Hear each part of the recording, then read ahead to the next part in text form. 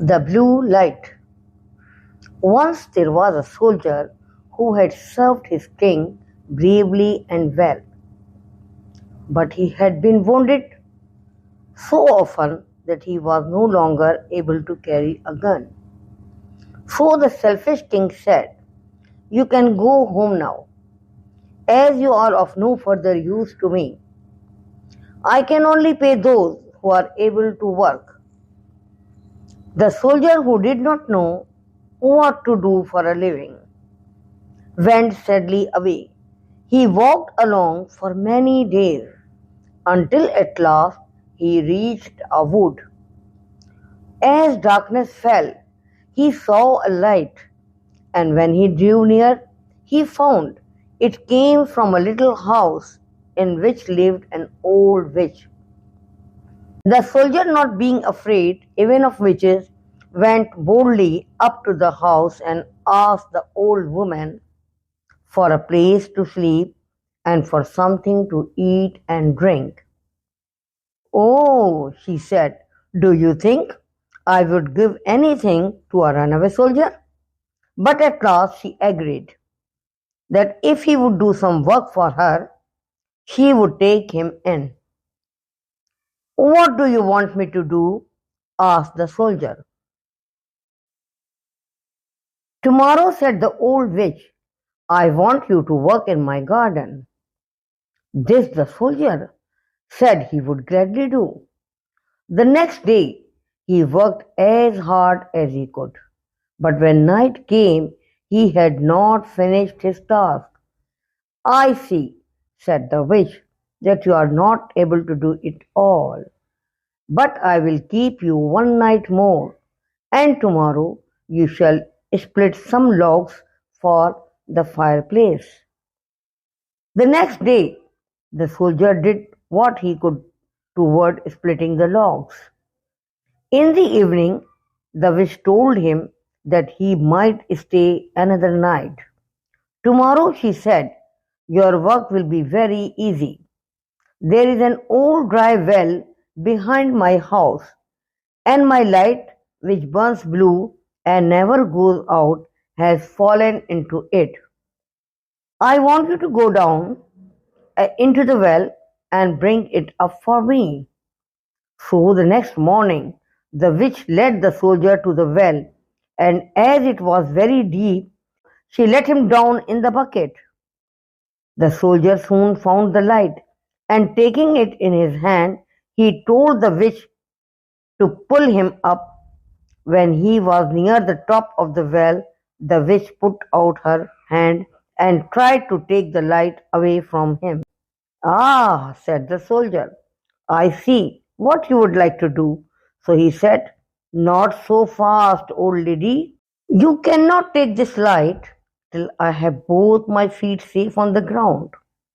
The witch then flew into a rag, and dropping the rope, she let the poor soldier fall to the very bottom of the well. As it happened, he fell on a bed of thick moss, so that he was not hurt in the least, while the blue light burned as brightly as ever. But his life was of little value to him, for unless help came, he knew that he would starve. Now our brave soldier was feeling very sad when he happened to put his hand into his pocket, where he found his pipe still half full. "This is the last pleasure I shall even have," he thought, as he lit his pipe with the blue light and began to smoke. All at once a strange-looking little man came up to him and said, "What do you wish, O master?" At first the soldier could not speak. Then he cried, "Where did you come from, and what do you mean?" "I mean that I must obey all your commands," said the little man. "Oh, if that is true," said the soldier, "the first thing you can do is to get me out of this well." So the little man took him by the hand, opened a small square door, and led him through a long passage. But the soldier did not forget to take the blue light with him. On the way, the little man pointed out great heaps of gold that the witch had piled up, and the soldier took as much as his pockets would hold. When they came to the top of the well, the soldier said to the little man, "Now go and tie up the old witch and take her to the judge." Before long, he saw her sailing through the air on a broomstick, the little man close at her heels. Soon after, the little man came back and said, "Everything has been done as you ordered, and the witch hangs on the gallows. What other orders have you, my master?" "None. Just now," said the soldier, "you may go home, but be at hand when I call. You have only to light your pipe at the blue light, and I shall be with you," said the little man. Then he went away. The soldier walked back to the town where the king had his castle and bought some new clothes. Then he went to an inn and told the innkeeper to give him the best room in the house. As soon as he was alone, the soldier lit his pipe at the blue light, and when the queer little man appeared, he said, "I served my king long and well, but he sent me away to die of hunger. Now I wish to treat him as he has treated me." "What do you want me to do?" asked the little man. "Late at night, when the king is asleep in his bed, bring him still sleeping to me, and I will make him brush my clothes and clean my boots." "That is a very easy thing for me to do," said the little man. "But you will suffer if it is found out." As the clock struck 12, the door sprang open, and in came the little man leading the king. "Ah, here you are," cried the soldier to the king. "Set about your work at once. Come, brush my coat." When this had been done, the soldier sat down and ordered the king to take off his boots. Then he made him pick them up and clean them. The king did everything in silence and with half closed eyes, for he was really sound asleep. At the first cockcrow, the little man carried the king away to his castle and put him back in bed. The next morning, the king called his wise men about him and told them his wonderful dream. "I was taken through the streets at great speed. We finally came to a room where there was a man wearing a black mask whom I had to serve by doing all kinds of mean work. I even had to brush his coat and clean his boots. To be sure, it was only a dream, and yet I am as tired this morning as if I had really done it all." "Your dream could not have been true," said the wise man. "But tonight you can fill your pocket with peas and cut a little hole in it. Then, if you are really carried away, the peas will drop out and your path can easily be followed." Now, what the wise man said was heard by the little man. That night, the king was again carried off, and though the peas fell out of his pocket, they did not mark a path. For the little man had thrown other peas over all the streets of the town. Again, the king had to do the soldier's work till cockcrow.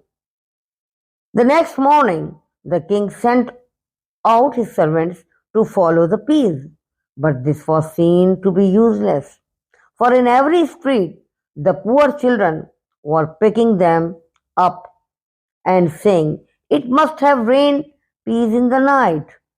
Then the wise man thought of a better plan and said to the king, "Keep your shoes on when you go to bed, and before you come away from the place where you are taken, hide one of them, then you can search over the whole city until it is found.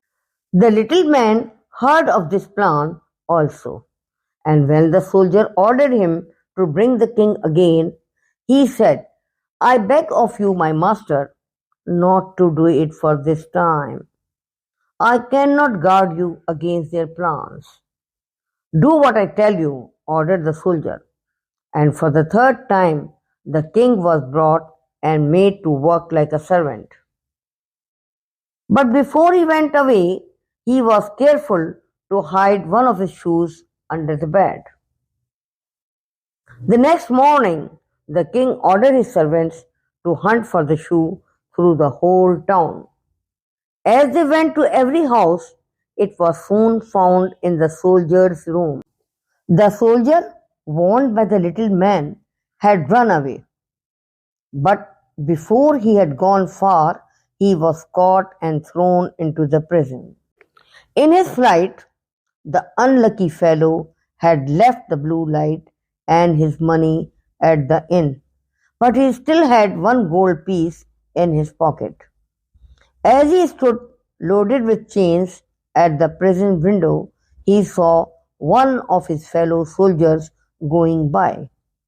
He called out to him and said, If you will bring to me the little bundle I left at the inn, I will give you this gold piece.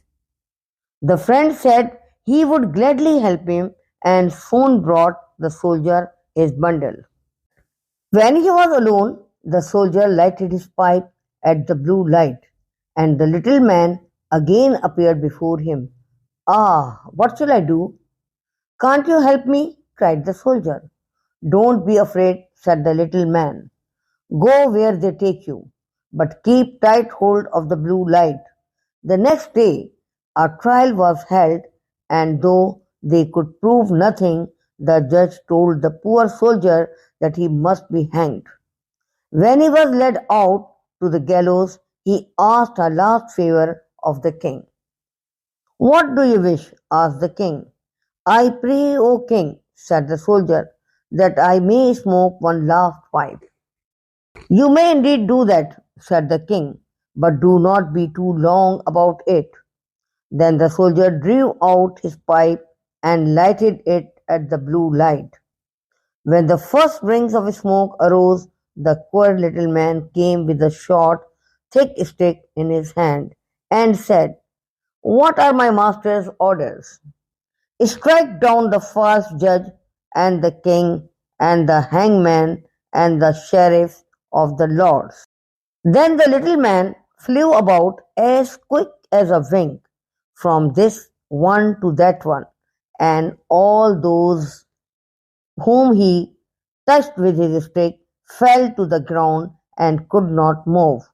At last the king had so great a fear for his life and his kingdom that he promised the soldier if he would only call off the little man, he would give him a full pardon and let him marry his daughter the princess.